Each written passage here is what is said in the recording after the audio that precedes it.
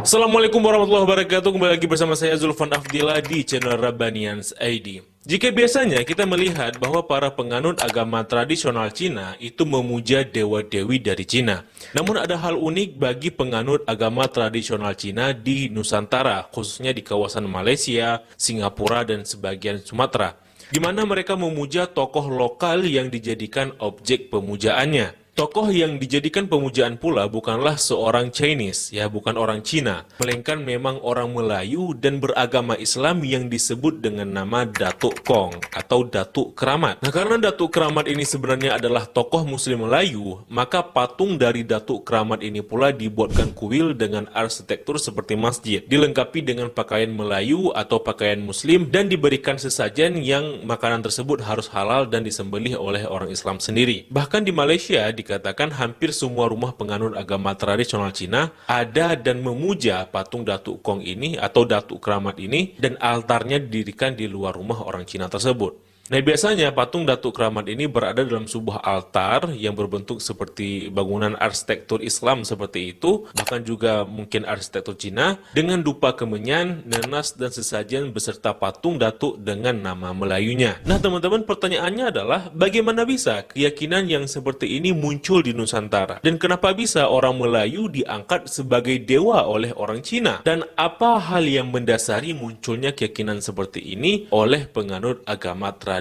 Cina di Nusantara? Nah, sebelum kita membahas lebih lanjut, saya ucapkan terima kasih dahulu buat penonton kami yang sudah mendukung channel ini secara moral dan materi via website kitabisa.com. Saya ucapkan terima kasih atas antusiasnya dan apresiasinya. Semoga dukungan teman-teman diganti dengan yang lebih baik lagi, serta semoga dengan dukungan tersebut dapat mempercepat perkembangan channel ini.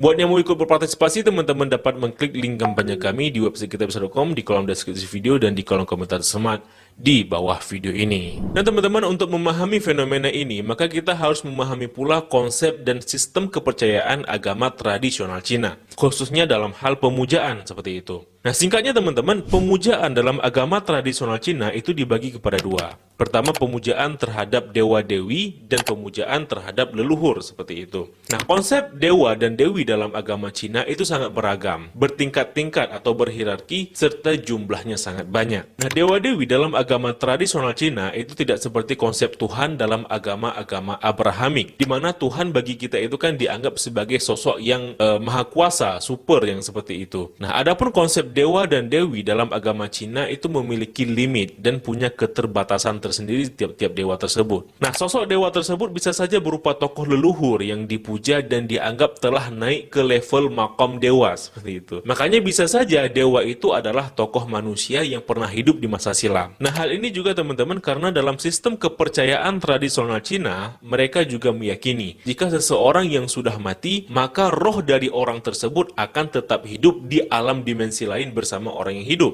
Dan mereka meyakini pula jika roh-roh orang tersebut dapat membantu dan memberikan manfaat kepada orang-orang yang hidup. Nah, oleh karenanya mereka juga memuja para leluhur. Nah, konsep ini juga ada dalam penganut agama Buddhisme di Thailand, teman-teman. Dimana kalau teman-teman lihat ya, ada sebuah altar di tiap depan rumah orang Thailand yang disebut dengan nama San Prapum, yakni rumah arwah. Dimana di sanalah mereka memuja dan melayani para arwah yang hidup dengan mereka agar leluhur mereka itu senantiasa membantu sanak familinya. Nah, begitu pula di Cina, teman-teman, mereka meyakini bahwa leluhur mereka itu dapat membantu keluarga dan keturunannya melalui alam roh, baik dalam urusan kesehatan, percintaan, hingga soal keuangan. Sehingga roh leluhur mereka itu harus senantiasa dipuja dan didoakan agar mereka dapat hidup layak di alam roh. Dan dengan demikian pula agar arwah tersebut dapat memudahkan hajat bagi mereka yang hidup di alam dunia, khususnya sanak familinya seperti itu. Nah, teman-teman, setidaknya begitulah konsep dan sistem kepercayaan dalam agama tradisional Cina ya, secara umumnya seperti itu. Nah, salah satu jenis dewa-dewi yang mereka puja itu adalah jenis dewa-dewi pelindung. Dan jumlah dari dewa-dewi pelindung itu sangat banyak. Namun setidaknya dapat dibagi menjadi dua golongan. Nah, yang pertama disebut dengan Sheng Huanggong, yakni Dewa Kota. Adalah dewa penjaga di setiap kota yang dipuja oleh pejabat lokal dan penduduk setempat sejak era kekaisaran. Yang kedua, teman-teman, disebut dengan Tudigong, yakni Dewa Bumi. Adalah dewa pelindung di suatu wilayah, dan di setiap wilayah itu memiliki dewa bumi tersendiri. Biasanya, dewa bumi ini adalah leluhur yang dihormati dan memiliki pengaruh besar di kawasan tersebut. Nah, teman-teman, ketika orang Cina berlayar ke Nusantara, maka dibawa ikut serta pula keyakinan akan adanya Tudigong ini, yakni adanya dewa bumi setempat. Bahkan kawasan di luar Cina sekalipun, bagi mereka menganggap ada dewa setempat yang berkuasa seperti itu. Nah, ketika mereka tiba di Nusantara, mereka melihat bahwa orang di Nusantara itu meyakini akan adanya kepercayaan mengenai penunggu di suatu tempat. Misalnya penunggu di pohon, adanya penunggu di hutan, adanya penunggu di gunung-gunung dan lain sebagainya. Di mana ada tradisi kalau memasuki kawasan angker itu harus minta izin dulu ke penunggu setempat, khususnya kepada datuk maupun kepada nini. Loh,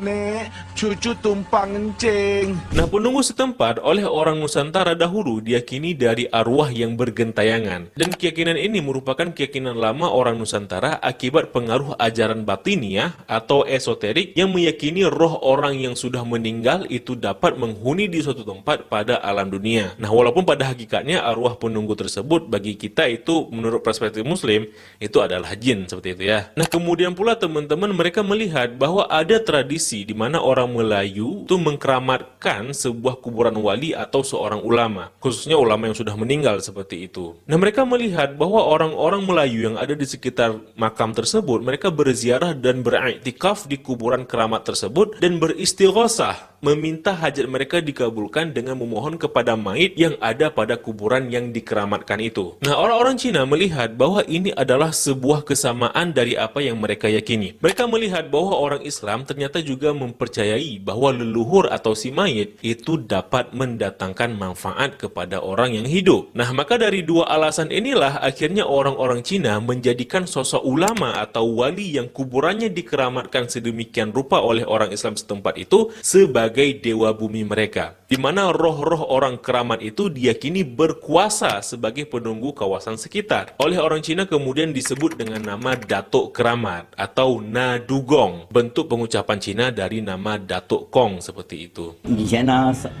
有人看到有个泥土堆啦，他看到有白影经过了，那就叫一个人来跳童了。跳童呢，他就跟他讲了，我是这里的拿督，我是保佑你们。那你们要什么可以来求我的。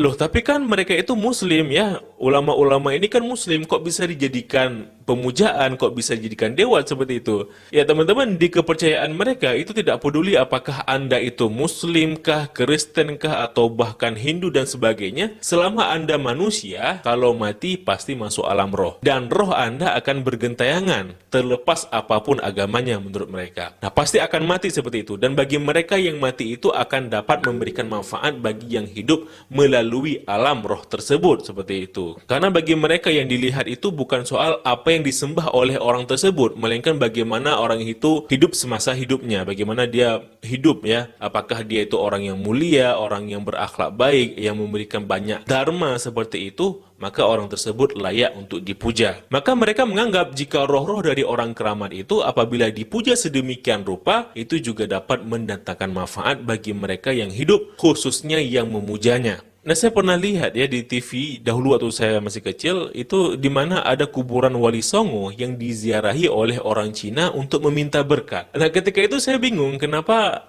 ada yang seperti itu, ada orang Cina datang ke kuburan Wali Songo buat minta berkat seperti itu. Kan sesuatu yang aneh bagi kita yang awam. Namun sekarang setidaknya saya sudah paham apa alasan dibalik hal tersebut ya. Jadi teman-teman, walaupun sebenarnya mereka punya dewa bumi dan dewa pelindung sendiri, ya sepertinya mereka juga memerlukan dewata lokal ketika mereka berada di luar Cina. Most of the Datuk Kong worship is a Malay spirit, a Malay equivalent to Muslim in the Chinese eyes.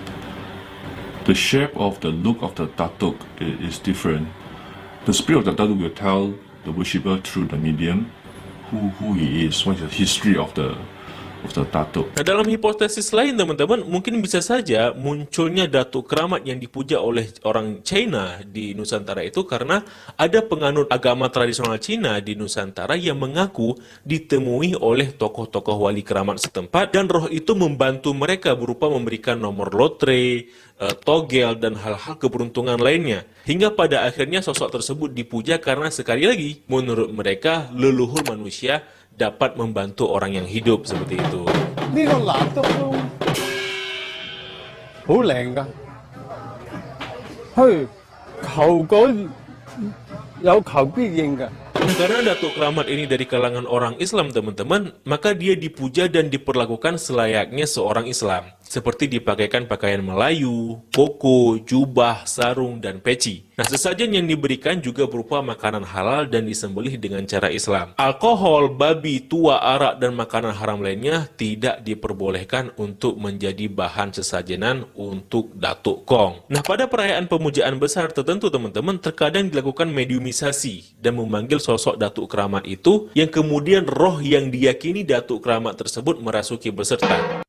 Do you want to grow your YouTube channel? Do you want to earn more views, more subscribers, more watch time, and of course, make more Assalamualaikum.